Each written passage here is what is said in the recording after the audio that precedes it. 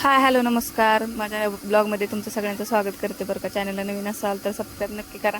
तर बघा आयुष कसला विठ्ठल झालाय तयार. तर सकाळी सकाळी आमच्या इथं वारकरी आलेले होते. वारकरी म्हणजेच माझे काकाच होते. तर त्यांचा पण मी व्हिडिओ तयार केला होता बरं का, पण ते पोरांनी डिलीटच केला नाही. तर मी त्यांचा पण व्हिडिओ टाकणार होते, पण बघा ना पोरांनी सकाळी सकाळी मोबाईल घेऊन डिलीट केला. हा माझा छोटा भाचा आहे आणि अगोदर ते दाखवला होता ना तो मोठावाला आहे. तर माझ्या भावाची दोन मुलं आहेत.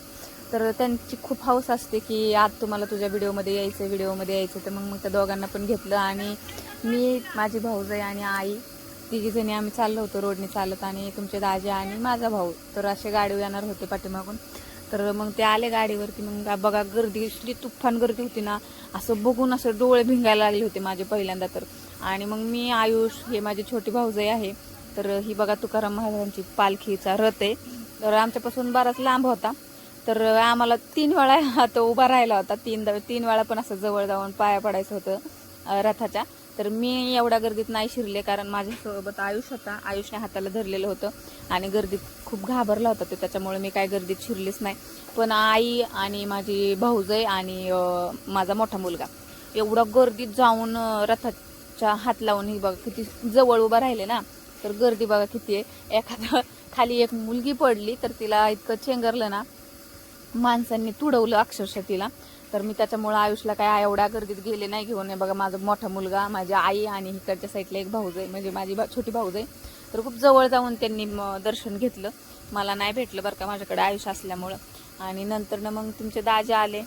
तर चालत चालत 3 किलोमीटर जावं लागतंय आम्हाला. तर 3 किलोमीटर चालता इतका वैताग आला होता ना, पण काय करणार. जाताना काय नाही वाटलं, तर नंतर आम्हाला काही मशीन दिसलं, जे वारकऱ्यांचे पाय दुखत होते ना, तर मशीन आहे. तर मला अगोदर वाटलं हे वजन करायचंच आहे, म्हणून मीच संध्याला म्हणजेच माझ्या भाऊजाईला बोलत होते की बघ वजन करण्याची मशीन आहे. नंतर तिने मला सांगितलं की ते मशीन वारकरी आहेत ना, जे त्यांचे पाय दुखतात त्यांची मसाज करण्याची मशीन आहे.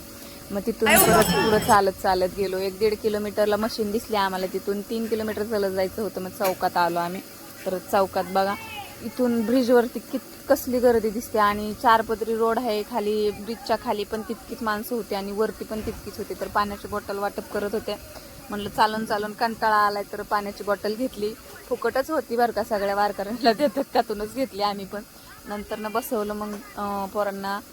मी काय जम्पिंग जपांग आहे वाटतं, तर जम्पिंग जपांगमध्ये बसवलं आणि तिथून थोडीशी शॉपिंग करावा म्हणून पलीकडे गेलो रोडच्या. तर थोडीशी शॉपिंग पण केली, काय घेतलं नाही एवढं.